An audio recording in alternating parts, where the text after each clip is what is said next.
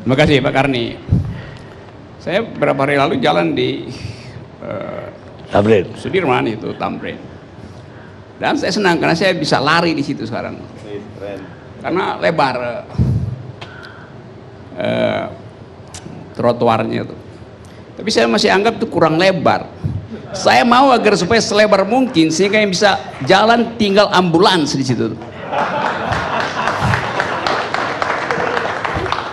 Itu baru gubernur luar biasa tuh. Larang aja, kan nggak bisa larang, ya perlebar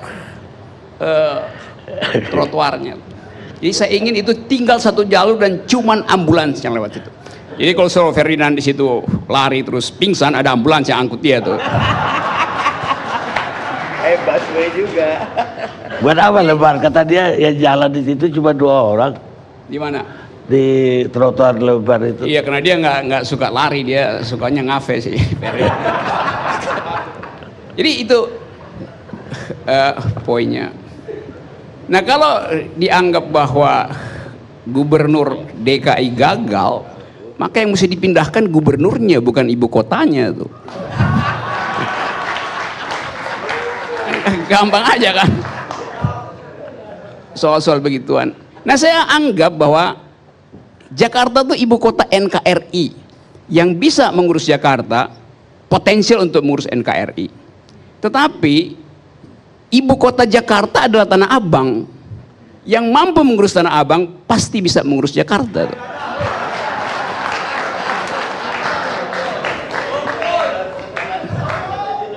Itu soalnya tuh. Oke, itu bab 1 tuh. Pak Karni. Saya masuk. Saya bukan konsultan Anies itu. Kalau EF dia konsultan luar biasa. Dari Anies itu. Tapi saya tertarik ini temanya. Anies Baswedan di pusaran bully itu.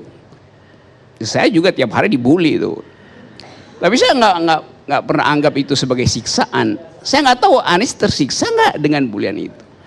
Karena saya anggap yang bully saya tiap hari itu nggak konsisten.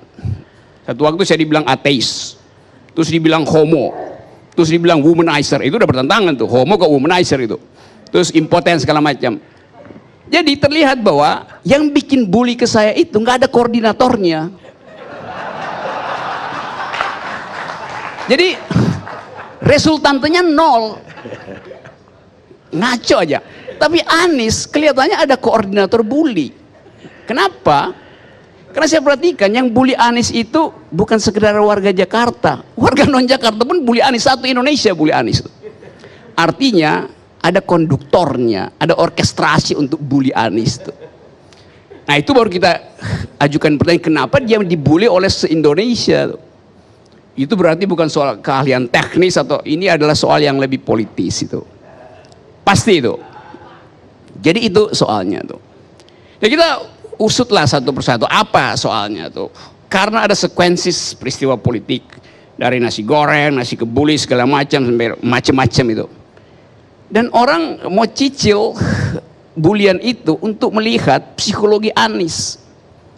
Nah, bully itu biasanya yang jadi persoalan kan kalau anak kecil dibully. Jadi bully itu bukan soal politik, menghina martabat orang itu membuli itu. Tapi kalau saya menghina pejabat publik, itu nggak membuli. Karena pejabat publik memang terbuka untuk dihina, dikritik, dicaci maki bahkan. Karena yang saya kritik, kita kritik itu adalah jabatannya, bukan orangnya. Tapi kalau menyangkut orangnya tadi, soal ras, segala macam, identitas privat, itu baru namanya bully itu. Anak kecil biasanya dibully, dia stres. Lalu ada perubahan psikologinya tuh, orang tuanya peka. Lalu dilapor guru, guru mesti periksa pelan-pelan di mana bullying itu terjadi itu. Tapi itu anak kecil, langsung terlihat psikologinya. Anies ngakak-ngakak aja tuh, nggak terasa bahwa dia. Jadi nggak ada gunanya dikoordinir secara nasional pun bullying buat Ani. Pasti itu koordinatornya di apa namanya Pushonal, Pusat Hoax Nasional tuh, ada tuh koordinator bully situ tuh. Jadi ini adalah imbas dari keadaan sebelumnya itu. Nah, sekarang problemnya misalnya itu, apa sebetulnya yang diinginkan itu untuk bully Anies secara politis? Kan kita bisa ujikan itu. Misalnya, tiba-tiba Nasdem secara radikal mencalonkan Anies calon presiden 2024, Ahok adalah wakil presidennya tuh. Coba kita pikir, berhenti tuh bullying tuh. Karena difasilitasi kan dua-duanya Nasdem, LSM Nasdem kan, penggagas kan Ahok dan Anies, masuk akal aja kan. Nah itu yang kita mau lihat sebetulnya tuh. Jadi mohon maaf Pak Karni sebentar sedikit, boleh? Ini badut nih ngomong apa sih? Ini badut kok dipelihara di sini? Mana ada Nasdem mencalonkan Anies dengan Ahok? ini dia nggak tahu saya bikin thought Coba eksperimen dong. di kepala tuh. Ini forum ILC ini ditonton oleh orang se-Indonesia. Jangan lagi disebut-sebut lagi beliau mengatakan tempat ngibul gitu loh. Membuat ILC ini terdegradasi loh. Males jadinya datang ke ILC ini kalau ada orang ini. Susah. Sorry Pak Arni. Ya jangan. Jadi dia sebut saya badut. Dan cara melayani bullying semacam itu adalah dengan tepuk tangan aja. Yes. Karena dia berusaha larang saya membuat thought eksperimen, bikin asumsi di kepala sebagai hipotesis untuk menguji ini bullyingnya ini motifnya apa. Karena itu saya ujikan, seandainya Anies dipasangkan dengan Ahok, saya pakai kata tadi seandainya. Badut nggak mungkin pakai seandainya tuh.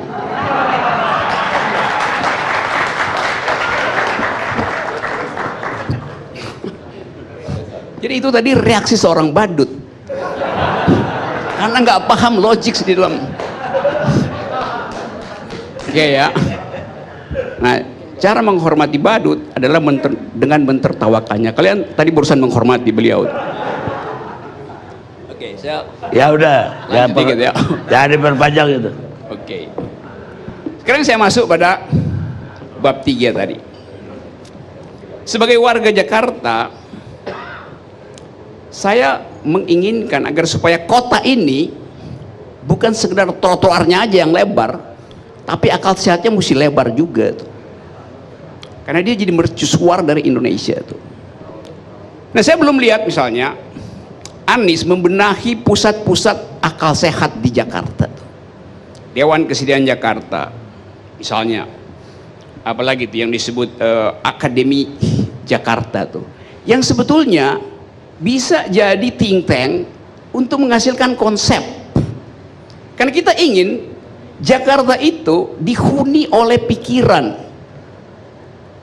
Itu soalnya tuh. Nah, saya mungkin satu waktu nanti akan usulkan itu. Tapi lebih dari sekedar membicarakan hal-hal teknis, kita ingin supaya Jakarta ini diingat sebagai kota proklamasi yang di dalamnya diucapkan pikiran tuh. Jarang ada kota di dunia yang sekaligus ada kota proklamasi. Kota yang merekam jejak intelektual bangsa ini. Nah, selama berapa tahun terakhir ini, itu Jakarta sebagai pusat pikiran itu tenggelam. Saya berteman dengan Ahok, berteman dengan Anies. Tapi kalau kita bisa bedain, Anies adalah gubernur akal, Ahok adalah gubernur mulut. Ya itu kesimpulannya, nggak ada soal. Saya tidak bikin bandingan itu sebagai problem moral, tapi sebagai fakta. Karena itu saya akan tagih dari Anies, bukan caci makinya, tetapi kemampuan dia untuk menghasilkan pikiran agar supaya kota ini dikenang sebagai kota yang berpikir. Bukan kota yang penuh caci maki seperti sebelumnya tuh, dalam kontras itu tuh. Jadi itu soalnya tuh. Jadi sekali lagi, forum ini bukan sekedar pertemuan antara politisi, tapi mereka yang ingin melihat sejarah baru di dalam Republik ini tuh, bawa kembali pikiran ke Jakarta. Nah, di situ kesulitan kita hari ini. Kenapa? Karena saya perhatikan Jakarta ini bukan cuma ibu kota Republik, tapi jadi ibu kota oligarki, ibu kota kartel. Itu yang menyulitkan gubernur untuk mengambil keputusan soal reklamasi Jakarta misalnya tuh. Di belakang itu pasti variabelnya tinggi banget. setiap ketua partai pasti punya kepentingan dengan satu pulau di situ tuh. Dan jangan-jangan setiap ketua partai juga ada saham tidur di pulau-pulau itu. Kita bisa ketahui itu nanti mungkin 10 tahun ke depan. Jadi sekali lagi kita ingin agar supaya Anies memperlihatkan 50% kalau disebut tadi sisanya itu sebagai gubernur yang berpikir. Saya ingin misalnya lihat ada Dewan Kesenian Jakarta yang setiap minggu ada public address, ada pidato kebudayaan di situ, ada ceramah intelektual di situ tuh. Akademi Jakarta isinya profesor-profesor tua, mantan-mantan pensiunan LIPI ditaruh di situ, ganti aja. Supaya kita dapat Monas lain di Jakarta. Bukan sekedar api emas, tapi api akal pikiran. Dengan cara itu, kita akan hentikan Jakarta ini dihuni oleh para badut. Terima kasih.